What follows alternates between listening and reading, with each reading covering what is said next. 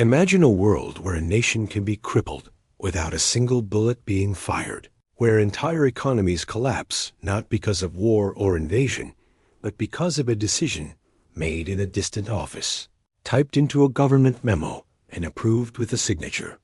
This is the story of modern sanctions, a silent weapon that reshapes global politics and global power. And no country has mastered this weapon more effectively than the United States.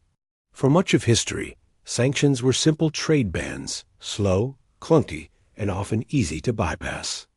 But over the last 100 years, America transformed these outdated tools into the most precise financial weapon in human history. To understand how this transformation happened, we must go back to the early 20th century. During World War I, nations began to realize how cutting off supplies, food, and trade could weaken an enemy just as effectively as destroying soldiers on a battlefield. But it was World War II that changed everything. In 1941, after Japan invaded parts of Asia, the United States froze Japanese assets and restricted its access to oil. At that time, Japan depended on imports for more than 80% of its oil supply. Overnight, Japan was thrown into an economic crisis. Many historians believe this financial chokehold played a major role in pushing Japan toward the attack on Pearl Harbor. It was one of the clearest demonstrations in history of how economic pressure could provoke geopolitical consequences. After World War II, the United States gained an enormous advantage. Through the Bretton Woods Agreement in 1944, the U.S. dollar became the center of the world economy. Global trade was priced in dollars. International loans were issued in dollars. Nations kept reserves of dollars to stabilize their currencies. This meant one thing. Controlling the dollar meant controlling global finance. And America controlled the dollar. The next major development came with the creation of SWIFT in 1973. SWIFT is the global messaging system that allows banks to communicate financial transactions. It does not store money, but it tells the world's financial institutions how and where to move money. More than 11,000 banks in over 200 countries rely on it. Cutting a country off from SWIFT is like cutting the arteries of its economy. Without SWIFT, a nation struggles to trade, receive payments, or move currency. In the late 20th century, the United States realized that access to SWIFT could be used as a powerful strategic weapon. But the true evolution of American sanctions began after September 11, 2001.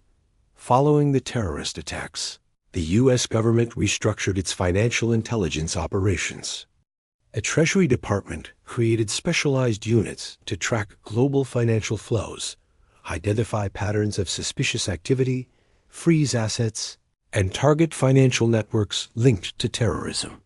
This marked the beginning of smart sanctions, highly targeted financial measures aimed not at entire populations, but at specific banks, leaders, corporations, and individuals. For the first time, sanctions became precise financial tools, like guided missiles. But the most powerful development in modern sanctions history came with the invention of secondary sanctions.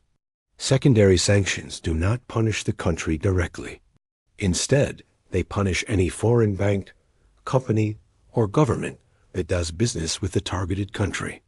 In simple terms, if a European bank wants access to the dollar system, it must obey U.S. sanctions rules, even if its own government disagrees.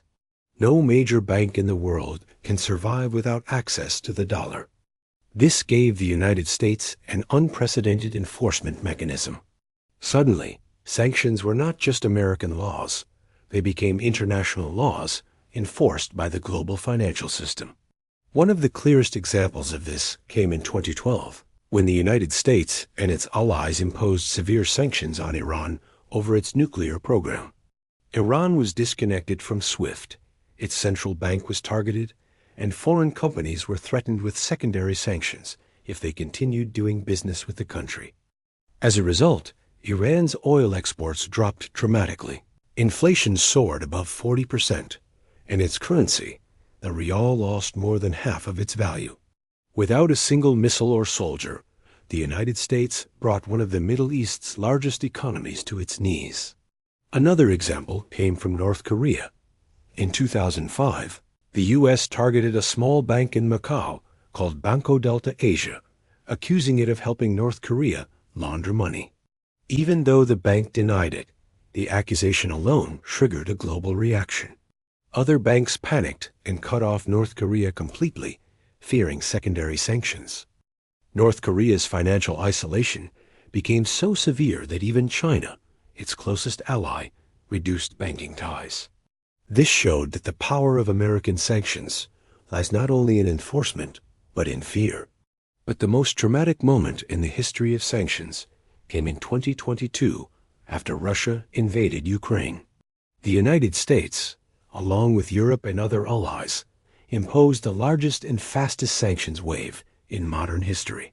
Russian banks were removed from SWIFT. The foreign reserves of the Russian central bank, worth around $300 billion, were frozen. Major Western companies left the Russian market. The ruble collapsed, the Moscow Stock Exchange shut down for weeks, and interest rates jumped to 20%. Although Russia later stabilized due to high energy prices and internal controls, the world saw how powerful coordinated financial action could be. Yet this moment also raised an alarming question for governments around the world. If the United States can freeze a country's wealth overnight, is any nation's money truly safe? This fear triggered a global reaction. Central banks around the world began reducing their dependence on the dollar. In 2022 and 2023, central banks bought the largest amount of gold seen in more than a decade, over 1,000 metric tons in a single year. Countries like China, India, Turkey, and Russia accelerated efforts to trade in national currencies instead of dollars.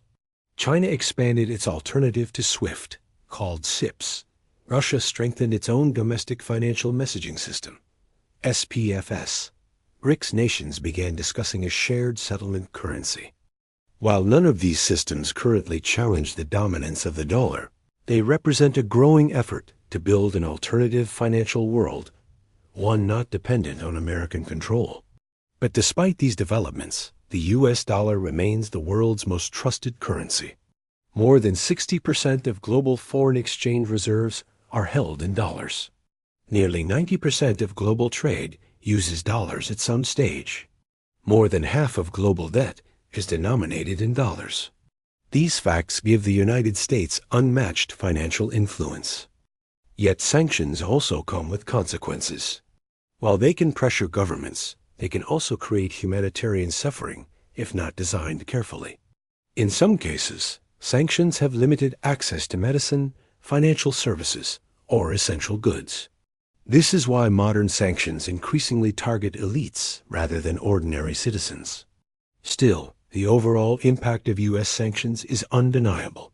They have become a central tool of foreign policy, capable of shifting global decisions without direct warfare.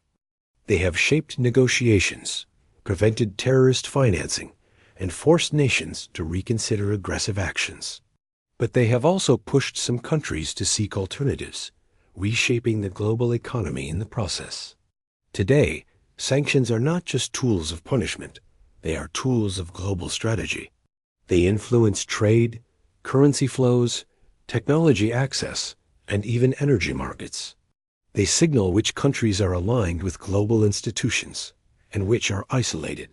And most importantly, they reflect the central truth of the modern world. Money has become a battlefield. Financial systems are the front lines. Banks are the soldiers. Currency is the ammunition. And the United States, with its control over the dollar, sits at the command center of this new form of power. The story of American sanctions is a story of how financial networks became weapons, how the world's economies became interconnected, and how influence shifted from armies to algorithms.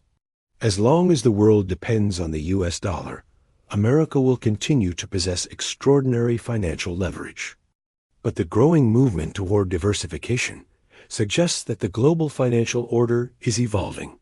Nations are building new systems, exploring new currencies, and preparing for a world where financial power is more distributed. Whether this shift will succeed remains to be seen. But one thing is clear. America's weaponization of sanctions has permanently changed the world economy. It created a financial age where battles are fought not with bombs, but with bank accounts. Not with soldiers, but with sanctions. And as the 21st century unfolds, this silent weapon will continue to shape global politics in ways we are only beginning to understand. If you found this exploration insightful, make sure to like the video, share it with others who love history and finance, and subscribe to HistoriNomica for more deep dives into the hidden forces shaping our world. Thank you for watching, and I'll see you in the next video.